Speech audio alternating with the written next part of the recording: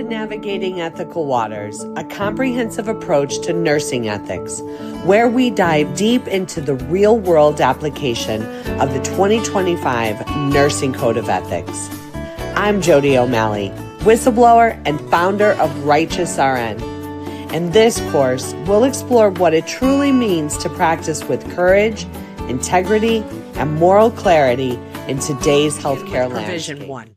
Honoring one of the most sacred principles in nursing, human dignity. Let's dig in. Let's begin with Provision 1, the heart of nursing practice, respecting human dignity. Every patient, no matter their background or choices, deserves to be treated with compassion, respect, and dignity. And that's not just a belief, it's an ethical obligation. A major update in the 2025 code is this: nurses must disclose all treatment options, even if their institution doesn't offer or support them. That's Now let's huge. Look at Provision 2, a powerful and timely reminder that our primary commitment is always to the patient, even when institutional pressure, public opinion, or internal disagreement tries to pull us in another direction. Let me share a real-life story that highlights just how crucial this provision is.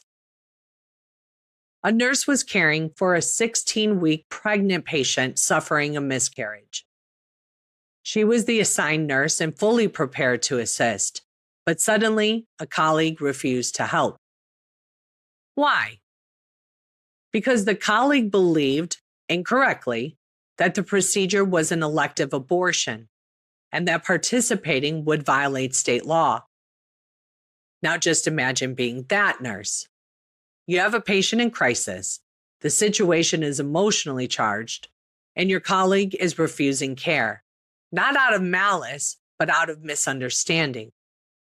What do? The nurse didn't panic. She calmly, clearly explained to her colleague, this is not an elective abortion. Let's talk about Provision 3. The nurse advocates for patients' rights and safety. This provision affirms one of the most sacred duties that we hold as nurses, protecting the rights, safety, and autonomy of our patients, even when doing so puts us at odds with leadership. Into Provision 4, a critical reminder that integrity takes courage, especially when speaking up puts you at professional risk. Let's be honest, we've all faced moments where doing what's right felt risky. Risky for our jobs, our reputations, even our licenses. Those moments reveal who we really are. During the pandemic, a nurse was told to withhold information about an alternative treatment with promising results worldwide. She wasn't asked to question the science. She was told to stay silent. But she knew silence would harm her patients. Now imagine being her, feeling pressure from leadership, knowing speaking up could cost her her job, but also knowing patients deserve to be informed. She didn't back down. She raised her concerns through proper channels and was ignored. So she spoke out publicly. Provision 5 shifts our focus inward to our duty to ourselves as nurses.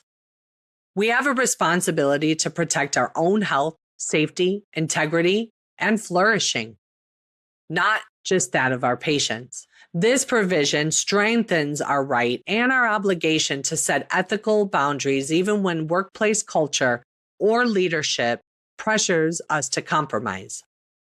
It also reaffirms that our professional competence and self-respect go hand in hand, and that a flourishing environment isn't just a bonus. Let's talk about Provision 6, the reminder that ethical workplaces don't happen by accident.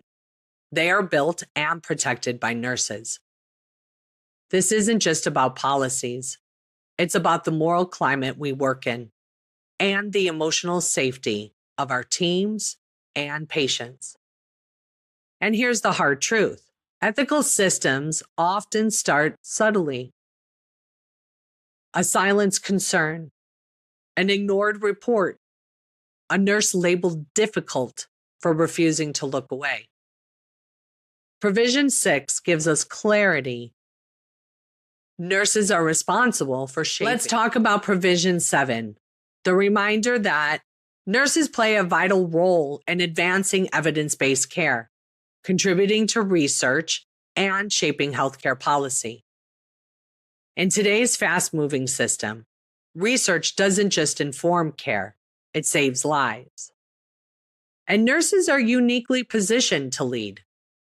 We're at the bedside. We see what works and what doesn't. When new evidence emerges, we have a duty to speak up, even when it challenges the norm. Early in the pandemic, there was no roadmap, but nurses noticed something. Patients placed prone on their stomachs oxygenated better than those lying on their back.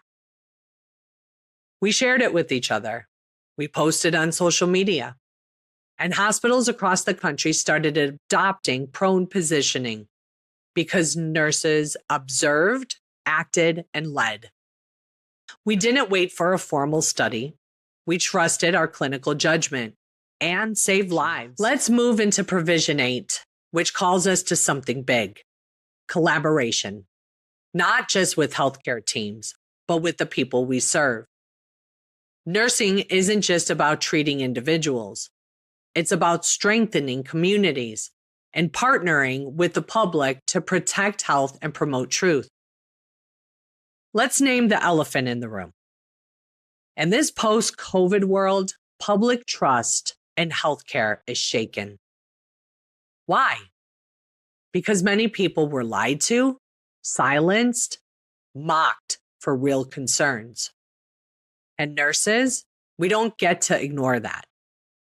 Provision 8 demands that we engage, not preach, and that starts with being well informed.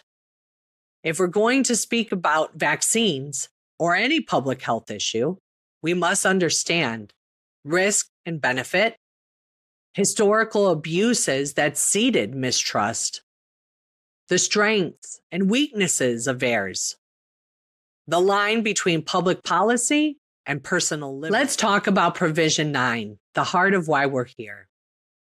Nurses don't just care for patients. We challenge injustice. We shape policy. We protect the soul of this profession. Let's say it plainly. Trust in healthcare is shaken. Censorship is normalized, and ethical nurses have been silenced, not for harming patients, but for telling the truth. So why do we keep speaking out? Because this isn't rebellion. It's ethical alignment. Let's close with Provision 10, a new addition to the 2025 Code of Ethics, and a powerful reminder: our ethics don't stop at national borders.